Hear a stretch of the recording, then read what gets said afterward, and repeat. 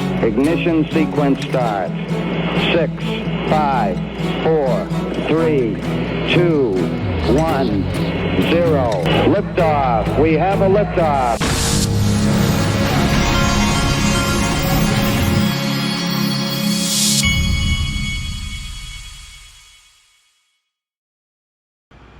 Hey everybody, this is the Digital Asset Investor, and this is something to pay attention to. I know today on a down day in crypto, you're not thinking about this, but this will change on a dime in my opinion. Alert: North Korean Lazarus Group leads crypto attacks using spear phishing, topping the threat mentions in the past 12 months per OnLab. Verify email senders, use VPNs, confirm sources through alternative channels, enable MFA to protect against targeted phishing attacks. Folks, this is one of the many reasons that I use Caleb and Brown, one of my partners. You can go to XRPwealth589.com to open an account. I personally did a withdrawal the other day, and I mean, they had check after check after check, made me do a Zoom call. I mean, nobody is going to be able to hack into these, a Caleb and Brown account. I mean, even if they hacked in, they're not going to get it because there's too many checks that are in place. It's just the way it is. And that's why I chose to protect mine. I've got it in their institutional custody. I had to, when I was withdrawing some, First, I had to email with my broker. Then I had to do a Zoom call. Had to prove who I was. Then I had another person reach out to me to make sure it was me. After that, I had to have two-factor authentication. I had to receive an email, get a code. I had to set up an address that I was going to send the stuff to. I mean, and then I had to confirm that was the right address and prove it and all that. I mean, just check after check, safeguard after safeguard. I sleep fine with my crypto there. It's XRPwealth589.com. If you want to open an account, it'll forward you right to my page there. Okay, market's still down. XRP's at 203. I'm going to, if I can, it's Christmas, spending a lot of money, paying bills and all this. I'm going to try my best to scoop up some XRP. A lot of times when it's like this, just because there's a pullback, I'll go and scoop up a tiny amount just because it makes me feel better. I never like to skip these pullbacks and not get a little more. Even if I got $200 worth, it's a good feeling for me. These are the times I buy. The ETFs are open today. Canary, Bitwise, Franklin, Grayscale are open trading. Right now, combined volume 10.95 million. Canary's leading the way, then Rex Osprey, then Franklin Templeton, then Bitwise, then Grayscale. Keep on scooping it up, folks. And this is exactly my sentiment on days like today. 440 billion wiped out. Chad Steingraber says, good, wipe it all out. Wall Street is coming. That's the way I look at it too.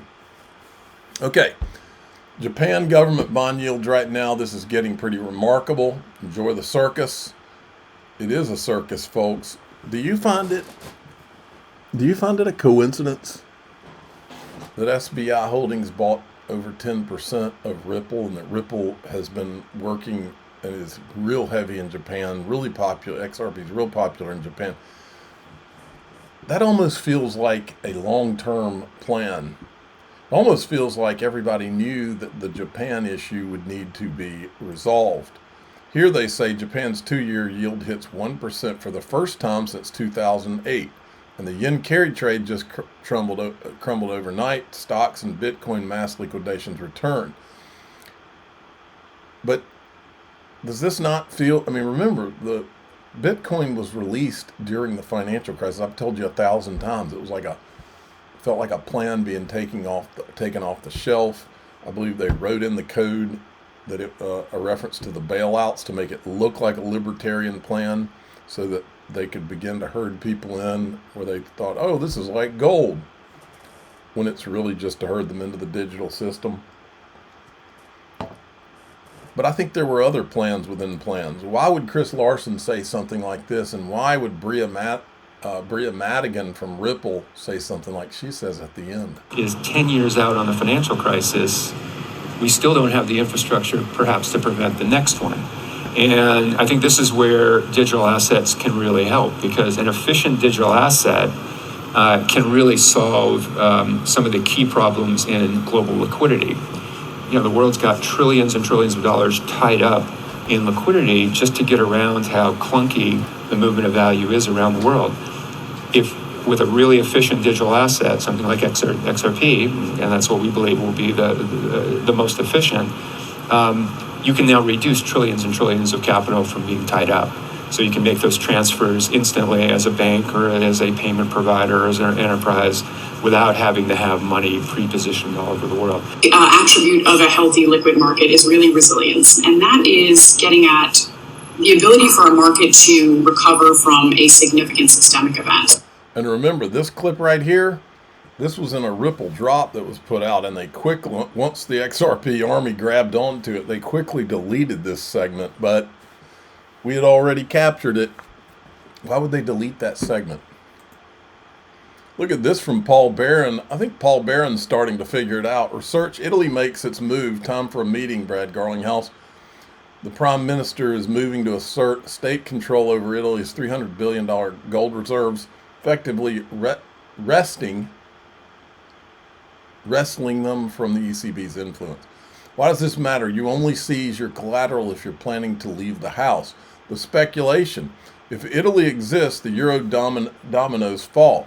EU money centers panic. The single ledger fractures into 20 national ledgers.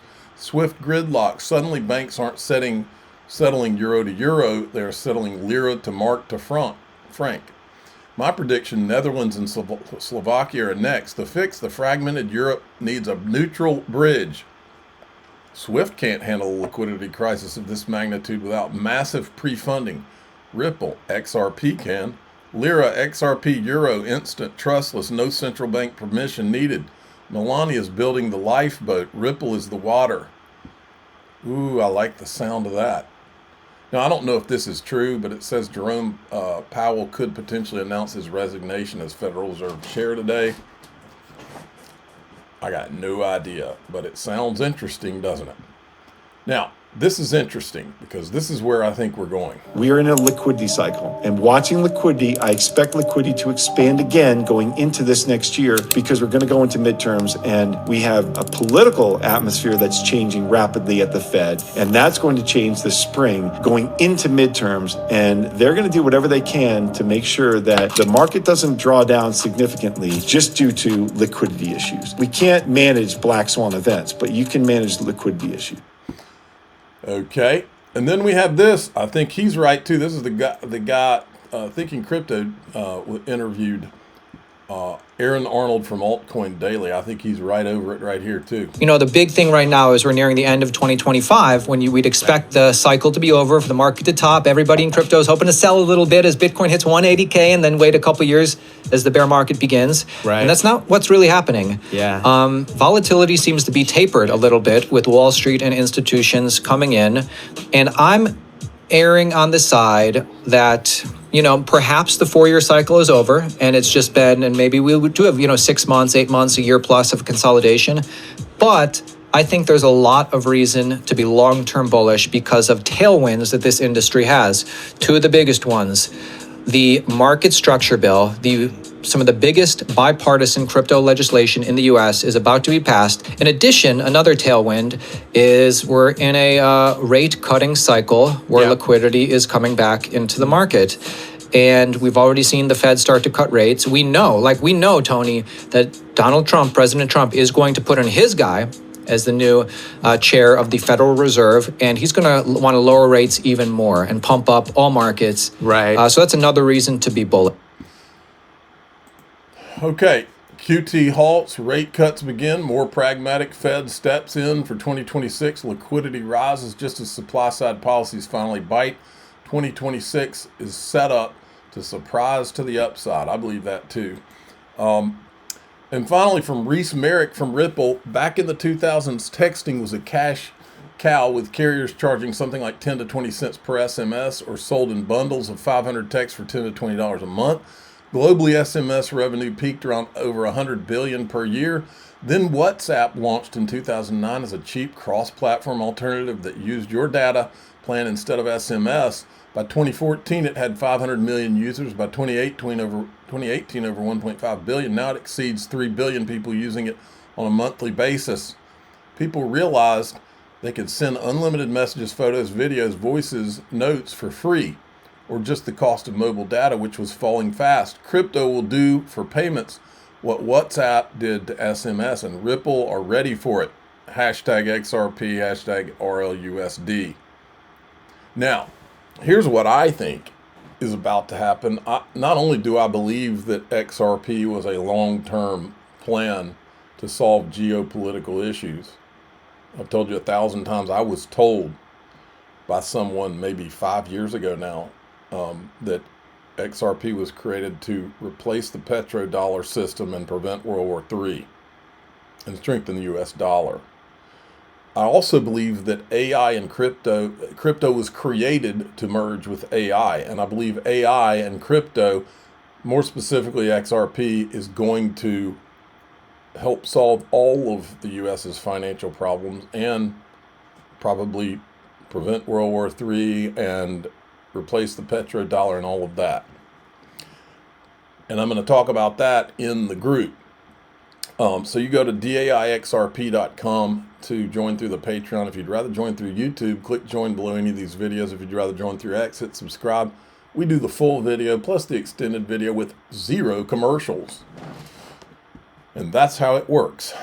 I'm the digital asset investor. I'm not an investment advisor. This is for entertainment purposes only. Please subscribe, hit the like button, tell your friends and family. Away we go.